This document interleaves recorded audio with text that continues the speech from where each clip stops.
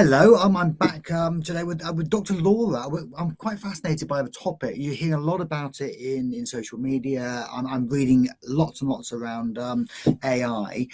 So Dr. Laura has very kindly agreed to have a quick conversation with me just to kind of like share some insights. Met with her a couple of weeks ago, found her an absolutely fascinating lady. So Dr. Laura, first of all, tell us about who you are and your interest in AI. Yes, thank you for the invitation. So I'm Dr. Laura Aymerich. I was working in the field of research for behavioral transformation with emerging technologies for 15 years in different institutions, including Stanford, MIT, etc. And now, well, I recently left academia to start my own coaching practice to bring a practical application of my research findings. And yes, well, basically, this is what I do. It's fantastic. So, where did your interest with AI sort of like start, and particularly around almost the replacement of human beings? Because I'm very concerned about that.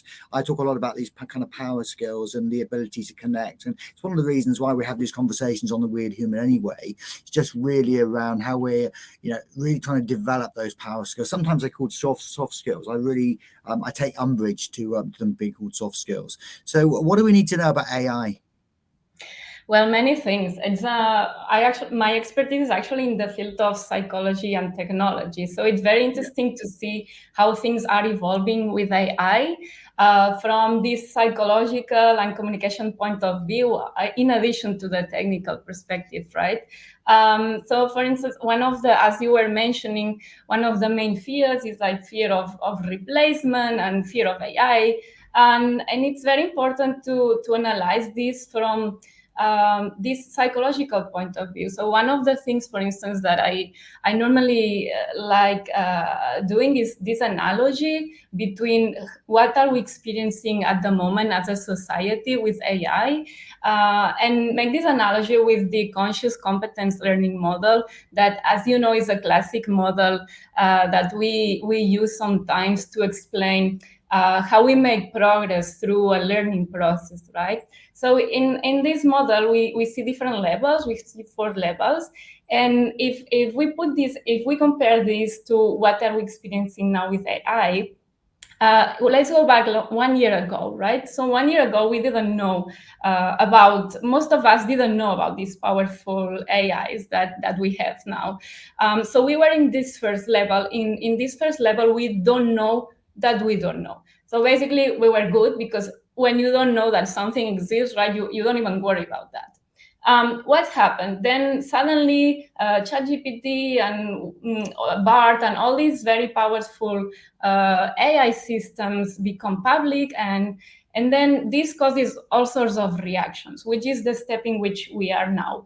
In this step, we know that we don't know. So this step comes with all sorts of reactions. It, for some people, brings excitement about AI, but also for some others, it brings fear. It brings frustration, and we've seen all sorts of what's the reaction to that. We've seen some organizations banning AI or some people rejecting AI. These decisions, it's important to notice that they come out of fear. So it's not a rational decision. And what's the recommendation? The recommendation is actually to move as fast as possible to the next steps. In the next steps of this pyramid, of this learning model, we enter a moment in which we feel already competent.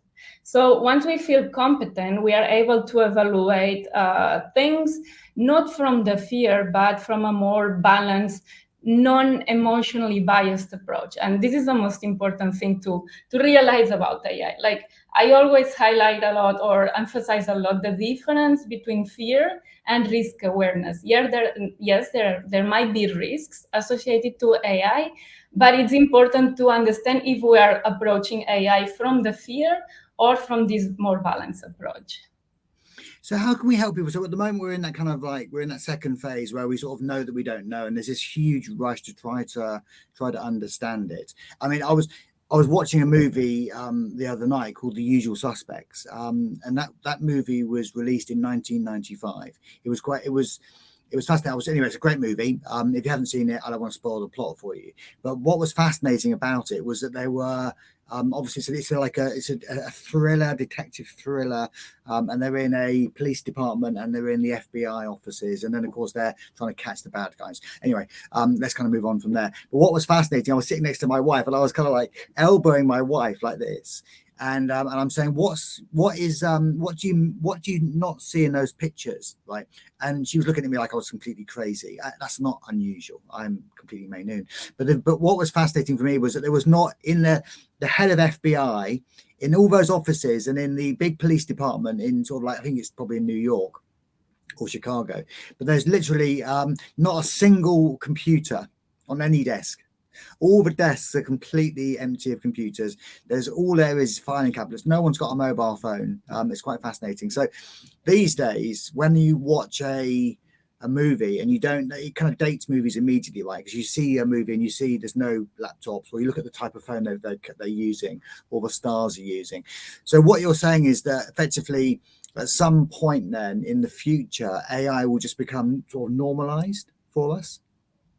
It seems like the most likely scenario. Like, I don't think that AI came this far to only come this far, right? Yeah. So in this sense, what is the best thing that we can do? See, like, some people are afraid of AI replacing humans or destroying us, but it's important to take more of a bird's eye perspective, like zoom out and kind of see like the overall, like, as a society, what we're going through is not as much as a process of entire replacement. It's more like a reconfiguration of the world landscape. So if the best question you can ask yourself is, do you feel threatened by AI? Maybe you shouldn't, but if you really feel threatened, then what the question to ask yourself is, what do I need to do to prepare myself to be company in this new era of AI democratization that we are entering? So what would you recommend we do? I mean, so obviously I think a lot of people are feeling threatened. I was in Johannesburg last year. I was talking at a big conference and I was sharing the stage with the head of learning for Amazon, which is amazing in the US. And he just completely floored me because he was saying they'd done a lot of research and they looked at what people did for a living in 1980. And they then compared that to what people did in 2020. And they effectively, in that kind of 30-year, sort of like 40-year span, and my maths is rubbish, but my 40-year kind of span, they'd seen like an 80% reduction in jobs. So the jobs that basically people were doing in 1980, compared to the jobs that people were doing in 2020, had dropped by 80% of those jobs have disappeared. Right, so that's quite staggering. So if you applied the same maths, it's probably going to be a lot faster. So if you look the next 10, 15 years, he was predicting that probably 80% of what we do today as a job won't exist as a job in, say, I don't know, 2035, 2040. Right, that's quite frightening, isn't it? I mean, so if you're in those types of jobs, which jobs do you think are most threatened by this, Dr. Laura? Which type of job? Well, that's actually very interesting, something that we've seen recently, because we had this, like, some years ago, they would tell us, like, go to university, right? Prepare, if you go to university, you'll be good, and then, but now actually it's not that certain anymore. If only, like, we had this expectation that, I don't know, jobs in factories were the most threatened, or jobs that didn't require university training, and now it's completely changing, right? So it's a very exciting moment because we don't really know what jobs. Of course, it's obvious that jobs in the technological side will probably, like, related to AI, will keep increasing, but it's not that certain what will happen. So my recommendation is don't approach this situation like that. Try to see AI more as a tool and explore what's out there and see what AI can bring to your job as an addition. Don't take it as something that will replace you.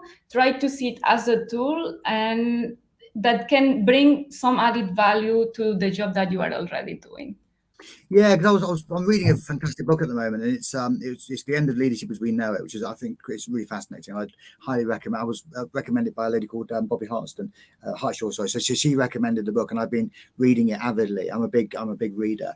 But they were suggesting that probably 30 years ago, if I did a university degree, that university degree would probably hold good, or the knowledge that I was given when I did my university degree would probably hold good for about 30 years. They were saying today that if I graduated, say, in 2024 with my university degree, the knowledge that I've got will only hold good for about 2 years, which again is I found absolutely staggering. So we've got to basically try to, what you're saying, it's really, again, it's about change and embracing change and really kind of running towards that change. I remember working for a big organization a few years ago, and they were, actively sort of trying to remove Excel. Basically, they had what I call my the weavers. So there's, I'm not sure whether you're familiar with British history, but if you look at the dawn of the Industrial Revolution, there was this population of basically weavers, and they basically were earning lots and lots of money. They were highly skilled people weaving cloth, and then some person decided they were going to invent a weaving, a loom. And pretty much overnight, the weavers found themselves out of work. And of course, they didn't really change. They probably saw it coming. This organization I work for, we knew that Excel as a function was probably going to be stopping. So all the Excel weavers were going to basically be replaced by AI and technology. And we sort of knew that. And we started kind of warning and trying to explain and train people in new systems. So it took 2 years out before we did the swap out. But most of them just ignored us. And I remember just distinctly having so many conversations when those people hadn't made the transition. So over that 2-year period, they doggedly sort of like stuck in their trenches, kept on working with their Excel. They were highly regarded because obviously they were kind of go-to people, and because they had all the kind of the skills. And then suddenly those skills were no longer required because AI was replacing those skills. Senior leaders could get instant reporting on their desks. The machine could sort of give them data, give them information straight away, and those people became very frustrated. So it's an interesting lesson, isn't it? Just being very mindful about what you currently do for a job and think about how will AI replace you, but actually at the same time, more about how we can embrace AI. Yes, you're definitely bringing the key point here, because it's exactly that. Like when you embrace change, it means like you are moving to this empowered state. So in my coaching sessions, I distinguish always between this powerless and empowered mental state, right?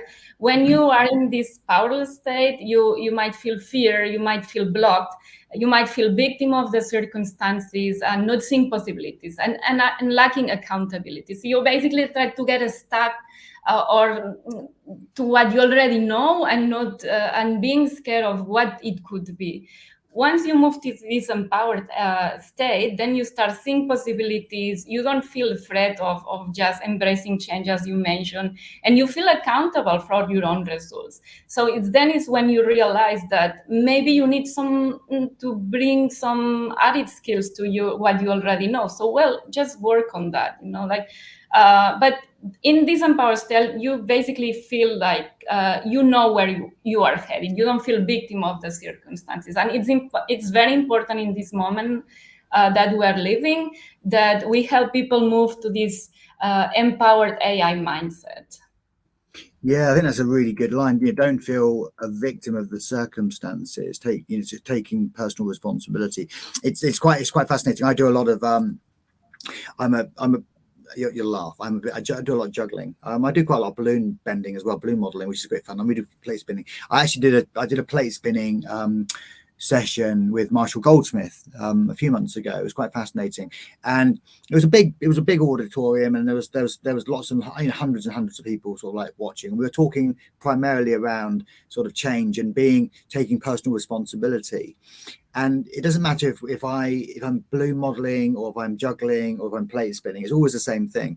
And on this particular occasion, we've been talking about change and trying to learn new skills and trying to adapt. We've been applying it. And we had plates, we had spinning plates on all tables, and we had obviously the sticks and stuff like that. And then so at the end, just to try to prove the point, I picked up a plate and I flicked my wrist and the plate started spinning. Yeah. So then, of course, you could see the audience becoming very curious around that. But what happened after that was even more fascinating. Well, I suppose it was I predicted it when it was before it happened, but it was just an incredible kind of wave of first of all curiosity, but then of course a wave of excuse making, because suddenly people had seen me do this in a blink of an eye, and I'd flicked the stick and the plate had been spinning. They weren't probably expecting that, and they then assumed that they could do that, right? And of course they couldn't do it, and then of course lots of cries of foul play going on, and people were accusing me of using a trick stick or a trick plate, or there was some kind of like there was some kind of magic at play, right? And so I was saying, no, there's no magic at play here. This is just practice. It purely is practice. I was curious. I learned how to spin a plate. When I first did it, it was incredibly frustrating because I couldn't make it happen. So I was really frustrated by the fact I couldn't do it. But I kind of pushed on through my frustration. But most people then in that phase of frustration, then they just blame stuff. Maybe they blame their sex, they blame their education, they blame their nationality, they blame, I don't know, their coordination, they blame their eyesight, they blame, any reason that they can blame. And I think that's exactly the same with AI, right?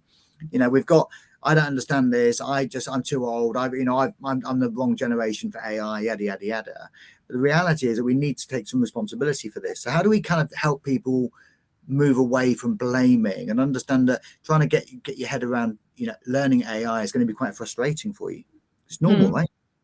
Yes, that's not, it's amazing what you're saying, because it's exactly that. Like when moving from, as we were saying at the beginning, right? Moving from this conscious incompetence to conscious competence brings this frustration and giving all sorts of excuses, right? Like blaming everything except, it's not about blame. It's like about becoming accountable of ourselves and understanding that we are capable of creating the life we want and the results that we want. So in the case of AI in particular, what's maybe preventing people from moving to this empowered state? Like you were asking me, how do we help people?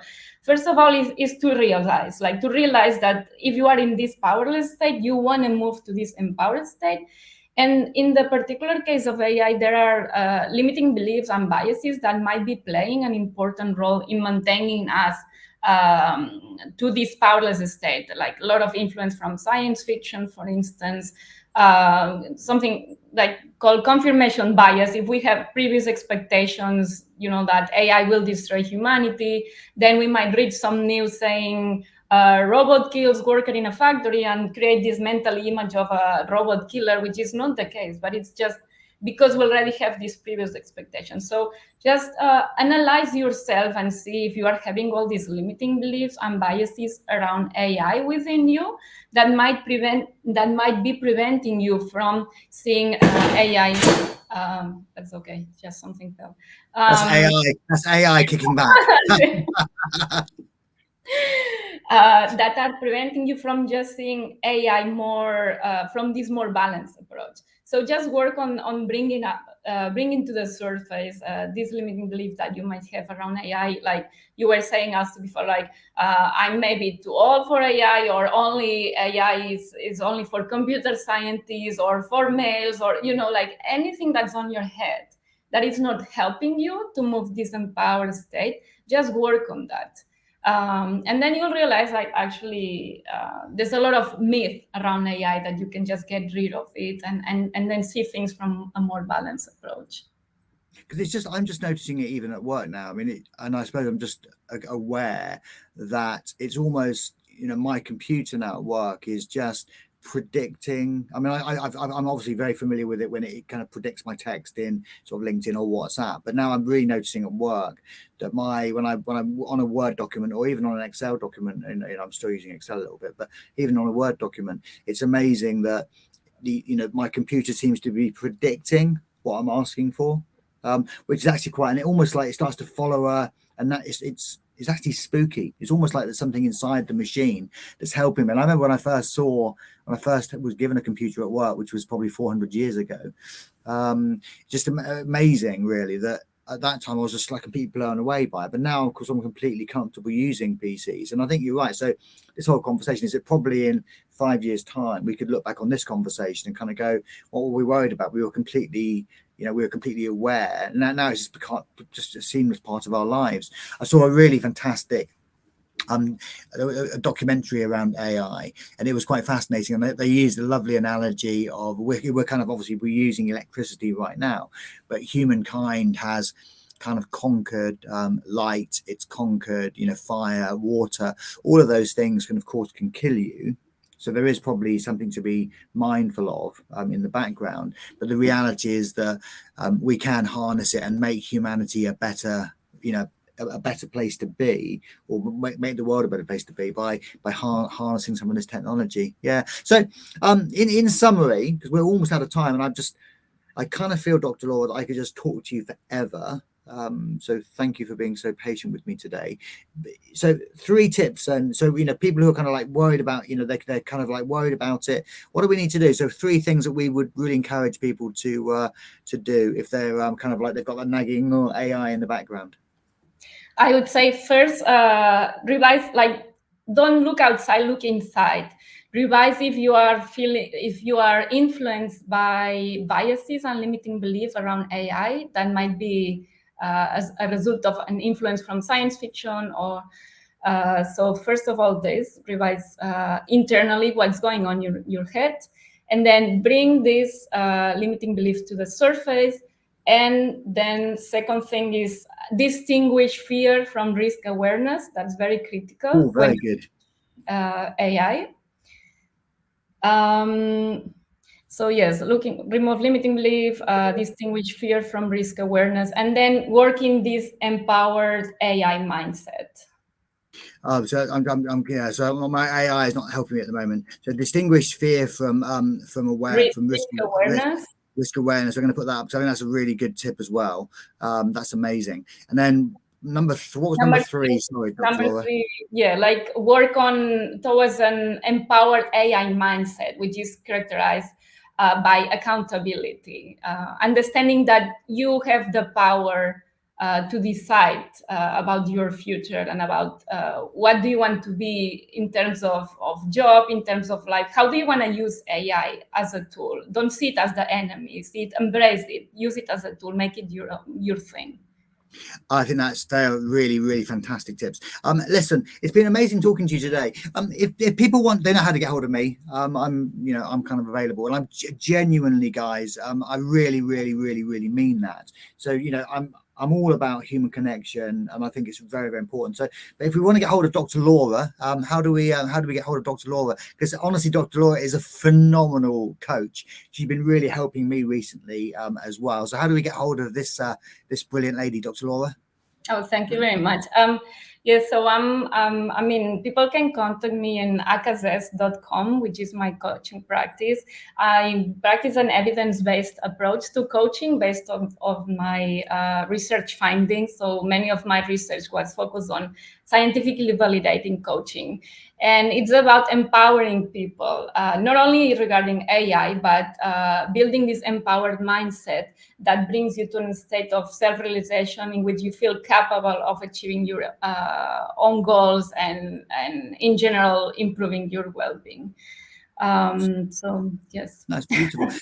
last question that came into my mind. Do you think we'll be replaced? I mean, you're obviously a professional coach. I'm a professional coach. We work, with in the development space. So, do you think AI will replace us in the next 10, 20 years? What do you think? I don't think so, honestly. I don't think AI will replace us. For me, it's really just a tool. You can use it, you cannot use it, but I mean, there is nothing as strong as human connection. So I think we're good. That is absolutely amazing. Yeah, and on that bombshell, yeah, there is nothing as strong as human connection. Dr. I've been telling everyone I love them, so I love you very much. I think the world needs a lot more love. The world needs a lot more kindness. Incredible, super smart woman. It's amazing. Thank you for joining me today. Really appreciate it, guys. If you have questions for myself or Dr. Laura, reach out and ask us. Thank you for listening. Love you all very much. Stay safe out there. Take care. Bye.